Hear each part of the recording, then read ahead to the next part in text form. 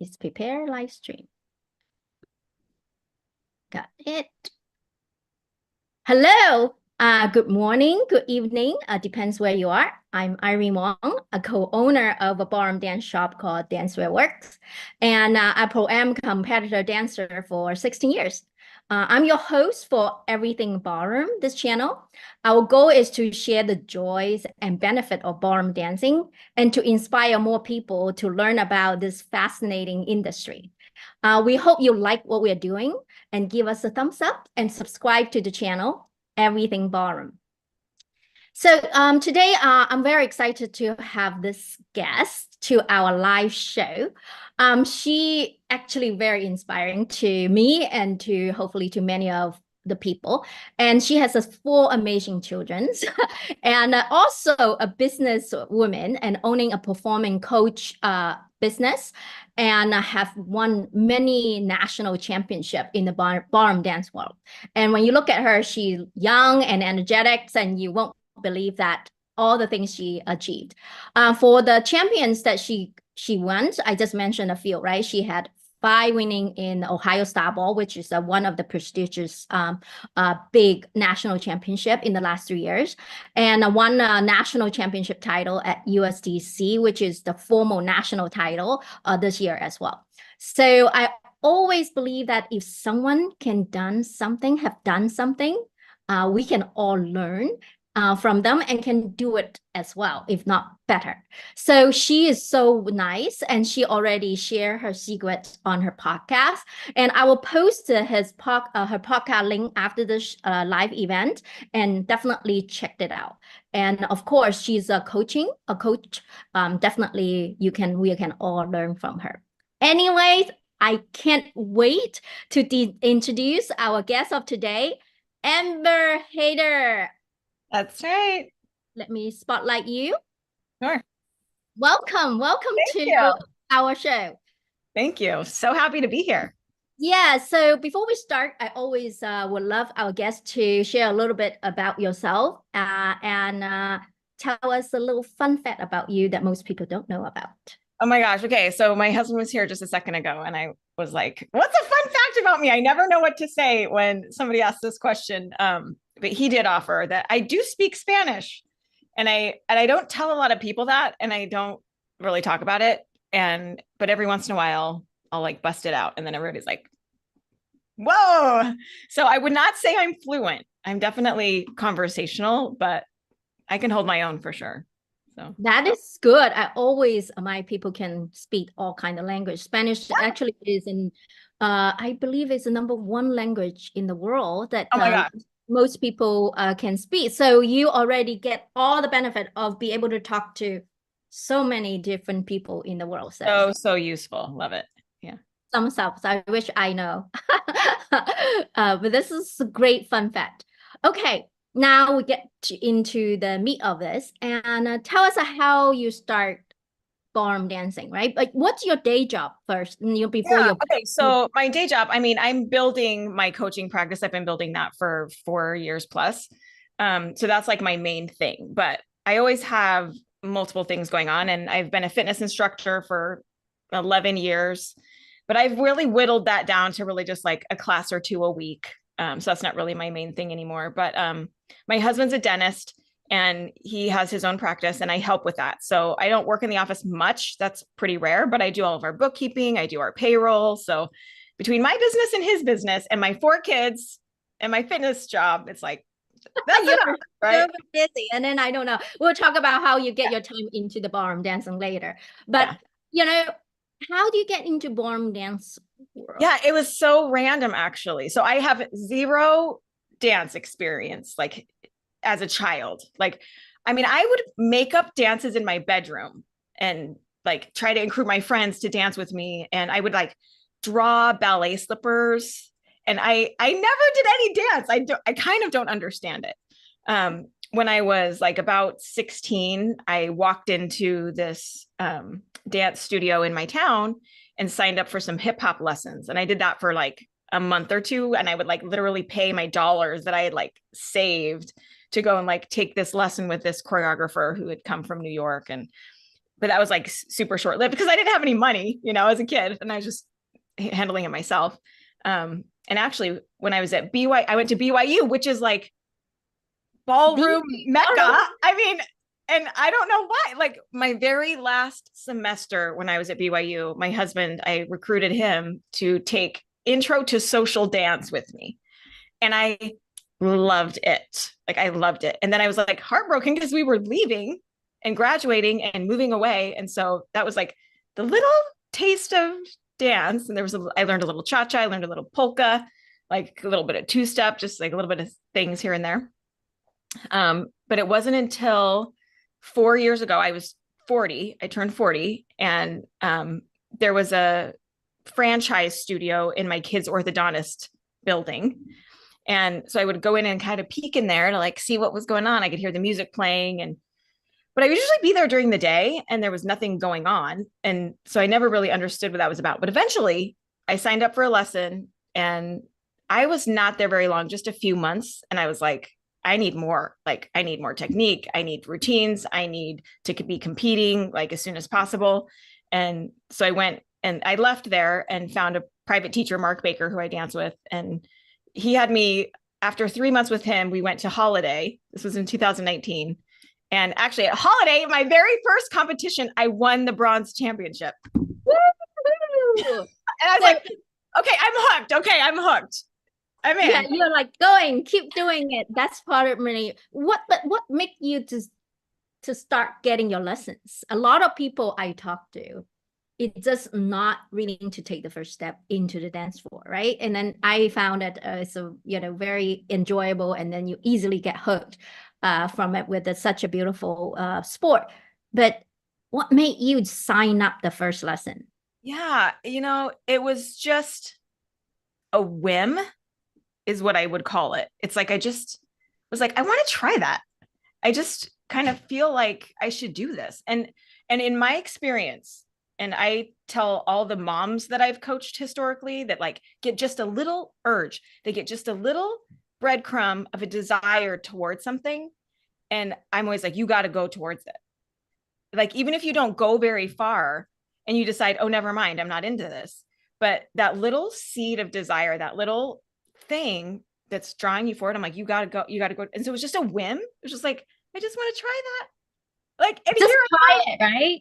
That's what I tell people. Say, when you want to try it or something, or someone encourage you to try it, give it a try. Just open mind to try. You never know where it take you. See how far you have been.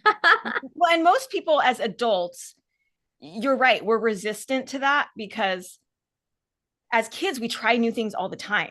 And it's new, it's like normal to be new at something, normal to be bad at something, normal to be learning it and getting better at it. But as adults, we're very hesitant to go into anything where now we're going to be new. Now we're going to be a beginner. Now we're going to be looking bad. We're going to look like we don't know what we're doing. And that's the thing we're resistant to, is like looking bad and being embarrassed. So if you can just tolerate that, then, I mean, the sky's the limit. You can do anything. Yeah, I so agree with you, right? People ask me and say, how can you do so many things? I just like to try different things. So of course, not all the things I try are what I love. I'm not doing some things, but yeah. I so agree with you. As adults, we said we are actually mom. We are the mom. We want to lead by example. And then we show the kids it's okay that you don't be good. And then you can still try something and then be brave and then, go through the hurdle and get the first step. That to me, you show that to me, it's a winner's mind, which demonstrated you are with that mindset, right? Yeah. So this is wonderful. So, we get into, it sounds like we don't need to be a lot of dance experience since you didn't have dance experience growing up. So we all learn, and you very fast to become a champion. Of course, you start with a bronze, you start winning little things, a little comes, and then now you become a national champion. Yeah. What do you think it takes? What is the key things that from your experience to become a champion? So you're class among a lot of people, only 4 years, how many years, not that far. you know, the actual moment that a person can like become a champion, like that actual, like, you're the winner. Like, I can't control that. I can't guarantee it for myself any more than I can guarantee it for anyone else. But what I do know, because in that moment, it's up to the judges, it's up to the marks and the stars aligning and the magic happening. And that part we can't control.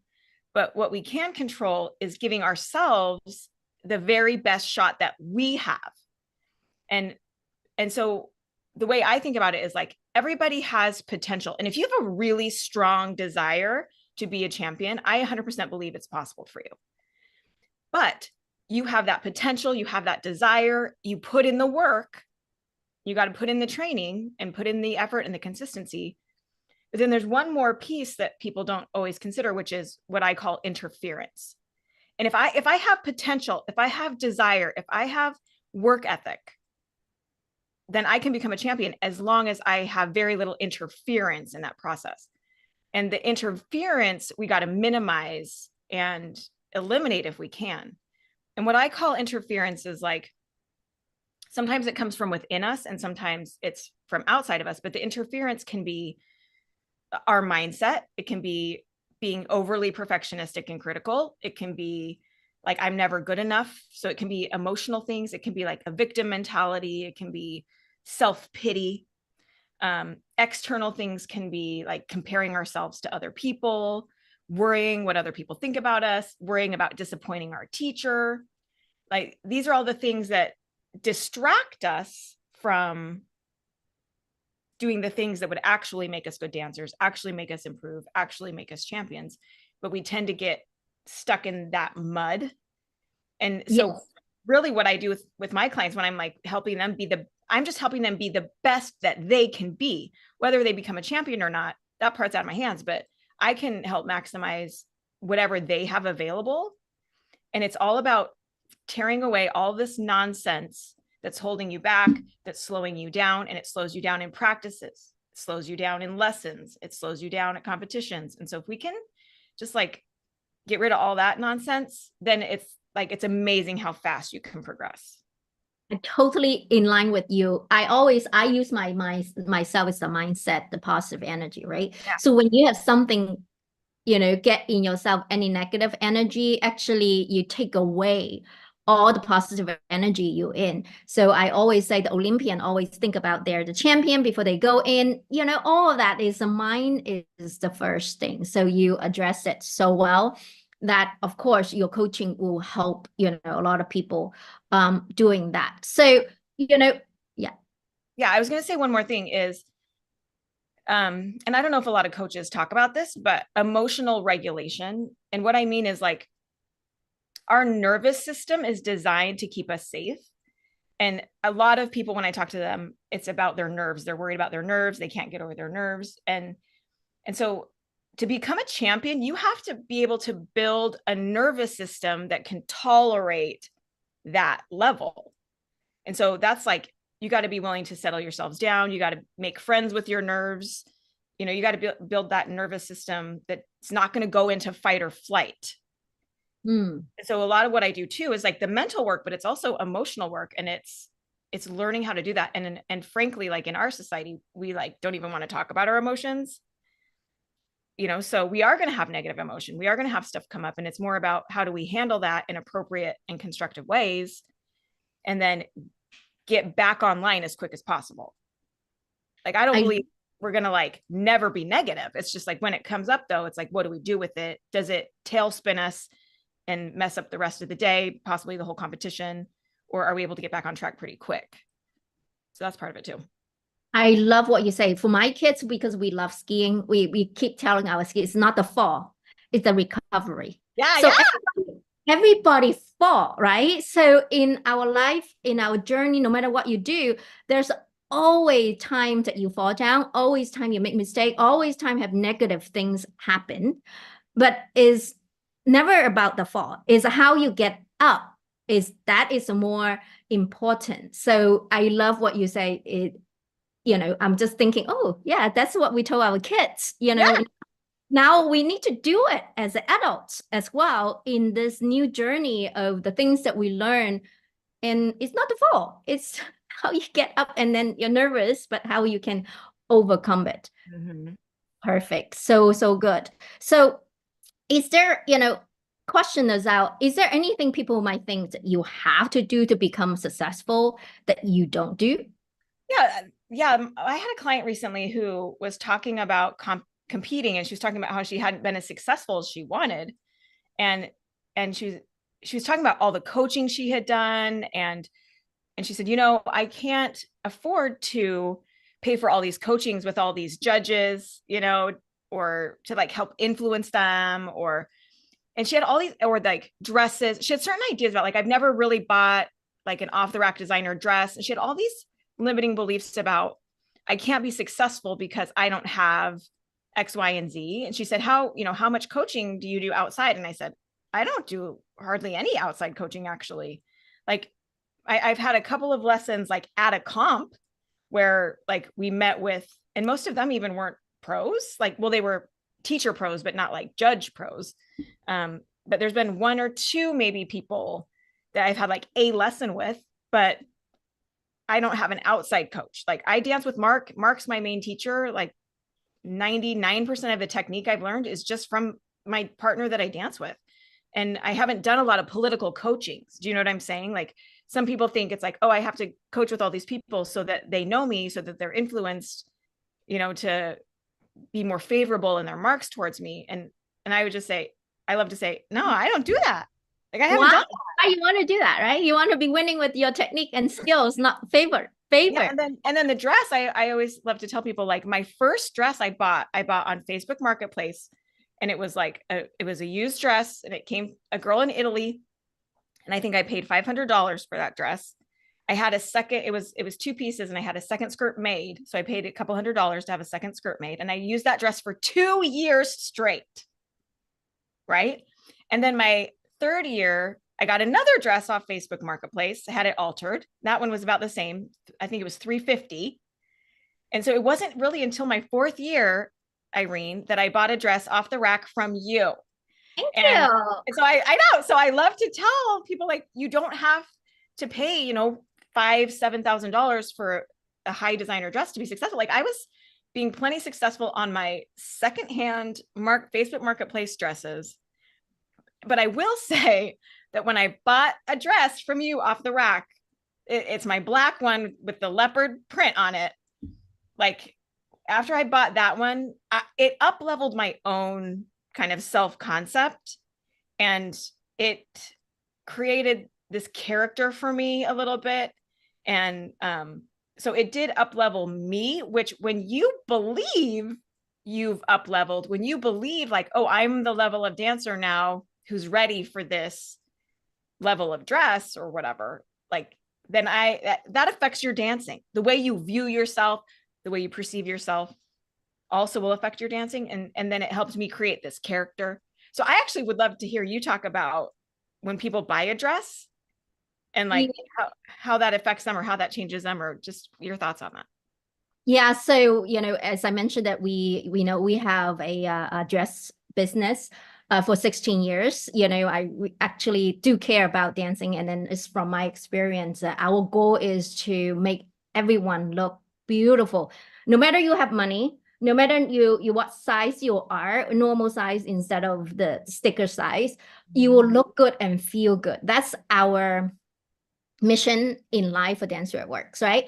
So that's why we have all range of price points. We do have a few $100, we call it ready-made costumes for people to compete on, but also have all kind of beautiful design dresses. So I believe you dance how you feel, right? Mm-hmm. Ballroom dancing is an art. So you design how you feel. So I want to make sure you feel good. And then also from a design standpoint, really focus on personalities and how, personality you want, and then what shape you have. So normal people, we have all kind of size and, petite size, very, not usual petite size like me, 5 foot, and also to, plus sizes. And I think, we can all look beautiful and feel beautiful as long as we focus on our positive.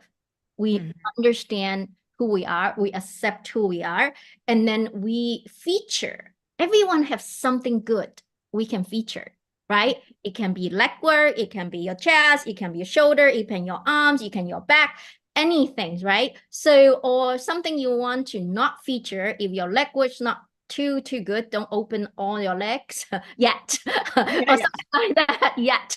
So we, as a dancer, competitive dancer, we understand these things. So to me, my goal is to make people feel good and understand how we can dress someone that has personality. I always ask, who are you? What do you want to feature in this dance? Are you a fun person or you're a more elegant person?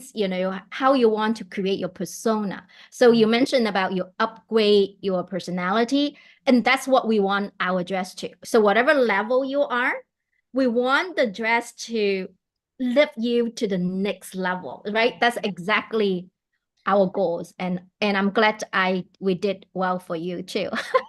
Yeah. Well, and kind of to go back to like the dresses that I bought on Facebook Marketplace, because this is really kind of the important point, is it matters what you believe.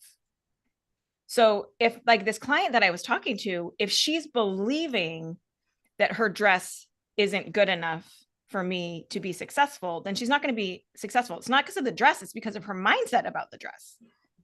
So, when I had my secondhand dresses, I felt great in them. Like, but I never had the belief that my dress was going to limit me. Like, I sort of want to believe it doesn't matter what I wear. Like, I'm going to bring it. Like, that's the mindset I have, like I could wear a practice dress and I'd want to steal all the attention. So it really matters what's happening in your head, because what you think affects how you feel. And like you said, however you feel, that's what we see. Like, even if you say words, if they don't match what you feel comes out. I totally can't agree more. And that actually, I think, it's also applied to life, to me, right? Yeah. How you feel is affect how you behave, how everything you do, right? So I think that's understand our feeling, talk our feeling, like with a coach like you, really is important. Our feeling matters, right? So, you dance how you feel, you actually live how you feel. If you believe in ourselves that we are good enough, you can do almost anything, right? I'm also a coach, but I for college students. Oh, yeah, yeah. So that is a key thing that when I coach as well. So now you're talking about your coaching business. Yeah. Which came first, dancing or coaching? How did you start coaching, dancers on their mindset? Well, I've been a coach. They kind of started about the same time. I had started coaching first. And I've always just been the type of person, I like to say I've always been a coach my whole life. Like, I've always been a teacher and a coach. I've always been the friend that's like a really good listener, that has like really like good advice, or just not even advice so much as like a perspective. So people would always ask me, like, what do you think about this? Like, I'm curious to know what your perspective is on this, because I always would see things in a different way. So I kind of feel like I've always been a coach, but officially having a coach practice, it's been close to 5 years. And I started dancing not too long after I started coaching, and I was, coaching after, dancing after coaching. And, but I was coaching moms, I was coaching women, and just general life coaching. And what had happened was a lady in my studio had such extreme anxiety that she was basically passing out, and she had stopped competing. This was just after COVID. So she hadn't competed because of COVID, but also the anxiety was a problem. And so she came to me and she said, I haven't competed in more than 2 years. And I've been passing out. Like, I get dizzy. And she's like, and now it's happening in my lessons. And she's like, I really need help. Do you know anybody who works with ballroom dancers? And I was like, I don't. I'm like, but I am confident actually that I can help you. I'm like, but here's what I want to do. I'm like, I'm going to give you a scream and deal, and you're going to help me build a program around it. And so it's going to help me to test to see if I can help ballroom dancers as well. So I worked with her for like 4 months. And the long story short is that we did get her back on the competition floor. She had a lot of health challenges, and her kids were encouraging her to quit dancing. And she just didn't want to go out like that. So she was like, I want to have a one last competition. I want to get on the floor, and I want it to go well. And so we got her back on the competition floor. And oh my gosh, Irene, I couldn't go to the competition when she did it. But she texted me from the competition, and she sent me this text, and it was like, they didn't see me coming at the Seattle Star Ball. Like, and she just went on and on about how great it was. And it wasn't perfect. Like, she had some flubs or whatever, as we all do. But the thing that really affected me, Irene, was she said, Amber, I've never had fun at a competition. It's always been stressful. I've always been worried, like, if I'm going to be okay. And she said, for the first time ever, I enjoyed a competition. And if I never compete again, you gave me the greatest gift. Oh. And I just like cried, like Oh. reading her text, I just cried. And I was like, okay, like I need to do more of that. And when I coach people on dancing, Irene, I'm coaching on dancing, but I'm not coaching on dancing at all. Like we're developing people, we're building confidence in them. Like any woman, any dancer who can give up comparing themselves to other people and can let go of trying to control how everybody perceives them, and who can learn how to trust themselves and have confidence and be able to express themselves in all the ways that they want to. Like, that's not just dance. That's just you being a human being and like maximizing your potential as a human being, So I always say, like, I'm coaching in this dance container, but that's not really what I'm coaching on. Wow. I always believe the mindset. And then what you talked about, all these is achieve our fully potential if we believe in ourselves, right? So we are the only one that limit ourselves. I keep my kids, right? So we contain ourselves, but if we are willing to take some risk, uncertainty, go outside of the box, you can do anything you want. So that I feel, of course, do a lot of things allow us to do that. But ballroom dancing is such a unique experience that I'm totally passionate about this. And I totally see what you see. And I'm totally believe that, it's such a good tool to allow us to get outside of our little box, really enable us for good. When we, like, as human beings, like, for us to like become the best versions of ourselves, we have to have challenges. Like, there's got to be things that happen to us that bring that out of us. And listen, life will do it. Like, you can like not pursue much of anything, and you'll have challenges that you didn't choose that are going to force you to have to up level yourself. And to me, I like to find the things that like I want to choose, that I want to do, that are challenging, that are going to be the container that brings up my stuff. It brings up my garbage. It brings up my baggage, because we got to bring it up to sort through it and finally let go of it. And so to me, dancing is such a beautiful way to do this, because I think dancing feels so vulnerable and it feels so personal. And this is why, like, if you go to a wedding and there's like open dancing, like, people won't dance because it's like they're embarrassed. We don't want to be seen. We don't want to be seen. Like, we want to hide a little bit. And so, like, dancing is the perfect container to bring up your stuff, because it has that built-in vulnerability that you have to learn to overcome, like, and really sink into as well. So that's why I love it. I think dance, well, ballroom especially, is just such the perfect container to bring up all your stuff so that you can. Yeah, we can talk about the benefit maybe next time. Yeah. So it's so unique. That's why I love about it. I want more people to experience it. And at least it is a growth engine.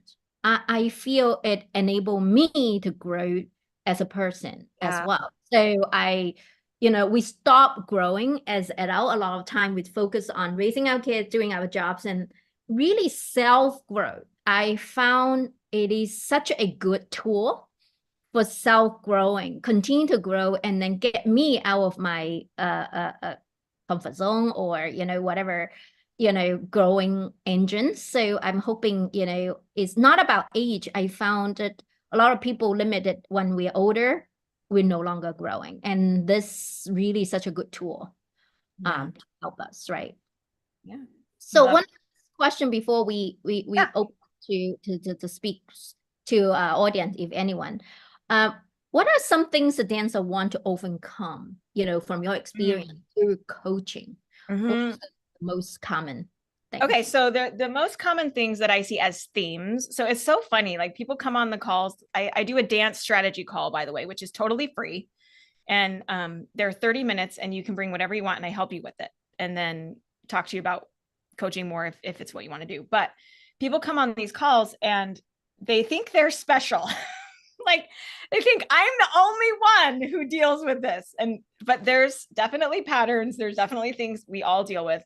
And so very common things that I talk to people about is like their self-talk, their inner voice, their inner critic, and so many perfectionists in dancing. And perfectionism feels like a badge of honor because we do have such high standards and we do love excellence, but it becomes a problem when nothing is ever good enough. And that leads to burnout. So perfectionism is a big one we talk about.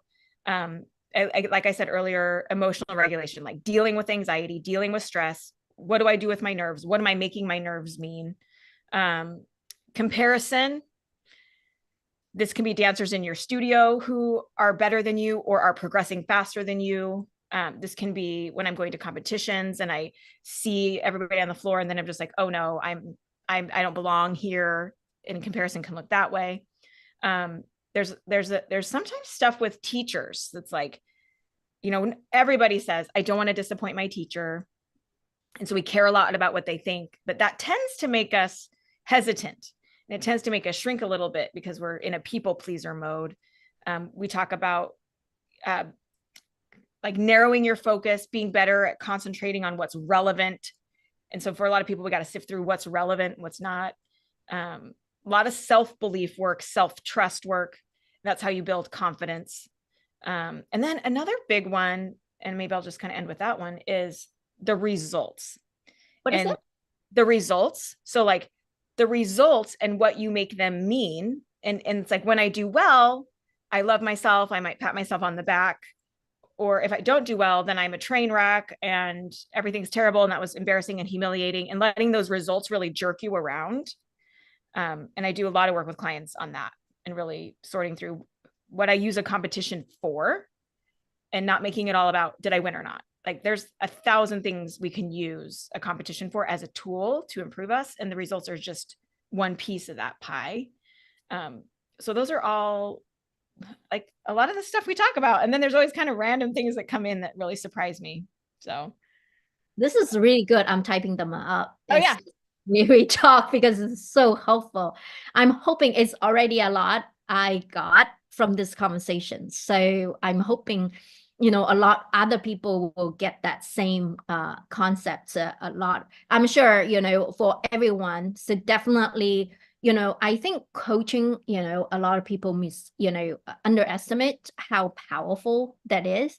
And a lot of times we just need a sounding board to reflect what we are seeing, what is in our coaches enable us to do that, right? So definitely do, I will put out, Amber's coaching link, and then she's talking about the free, sessions. Please do give it a try when you feel any challenges that you're facing. Oh, and actually, you know what, maybe Irene, I'll add this too, is I have a little deal going on right now. Normally I work with people at least 6 sessions, but right now I'm doing an offer. It expires tonight, but I'll extend it for your people. Okay, thank you. Yeah, but 3 sessions, and it's like $50 off each session.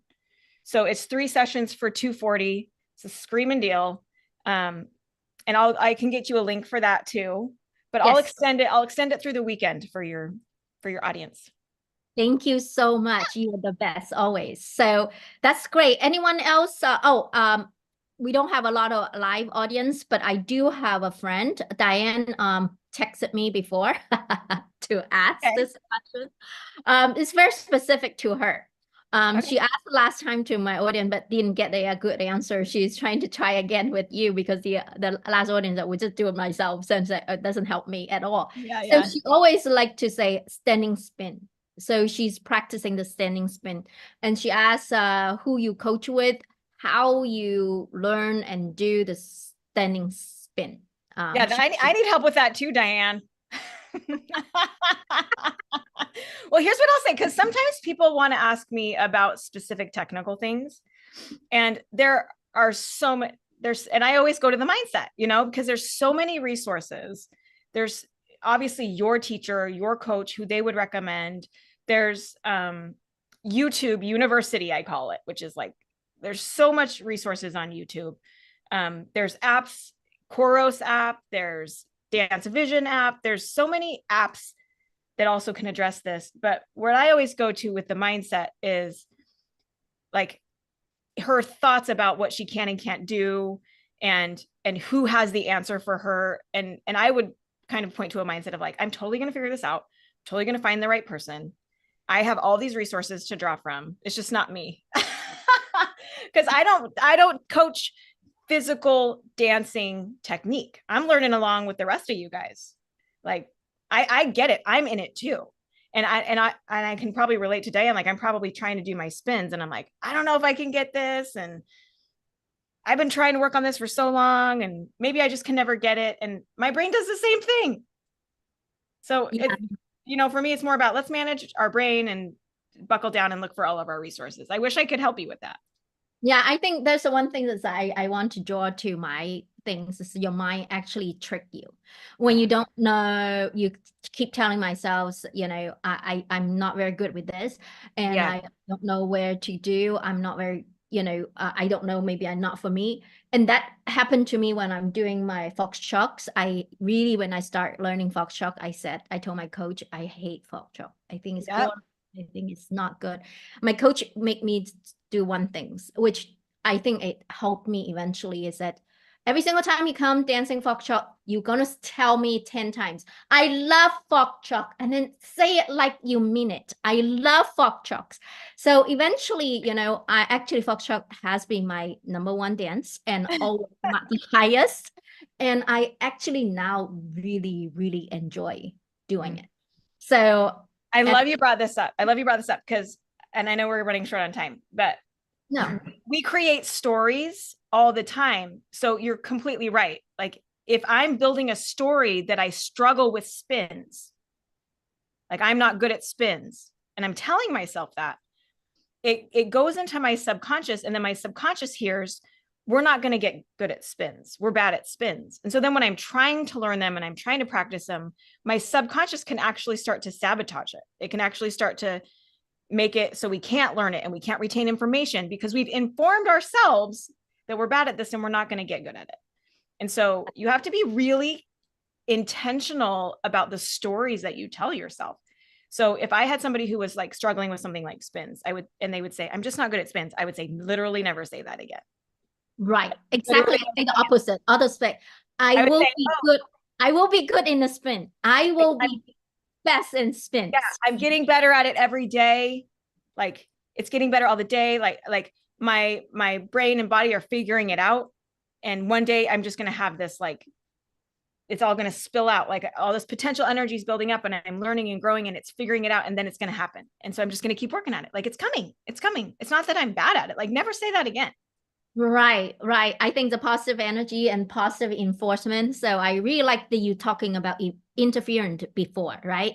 It's come back to what before you talking about these energy gonna interference of our belief systems, right? The words matter. I keep saying that our belief and words does, how we say to ourselves, not to other people, but ourselves matters. Yeah. Thank you so much. I never know how to answer her that question before. Now I know how to answer it. Learning from you. So that's wonderful. Thank you. Thank you very much. And thank you for this great offer extended to our audience. Once you send it to me, I'm going to share it to, everyone. And thank you. Yeah, this was my pleasure. So much fun. And I always just love and adore your energy. So thanks for the invitation. This was so fun for me. Thank you so much. Okay, so I hope you like what we're doing here. So if you like, give us some thumbs and subscribe to the channel. I'm always looking forward to and say who we should interview. What kind of questions do you have? Please send it to us. And then our next guest speaker for our live interview you'll love is she is also a very well-established champion. It will be on the 27th, 8 p.m. Eastern time, with Sophia D'Angelos. And she definitely is one of the people who know in the dance world, and she has been winning a lot throughout the years, and I will have her on. Thank you so much, and have a good day. Oops.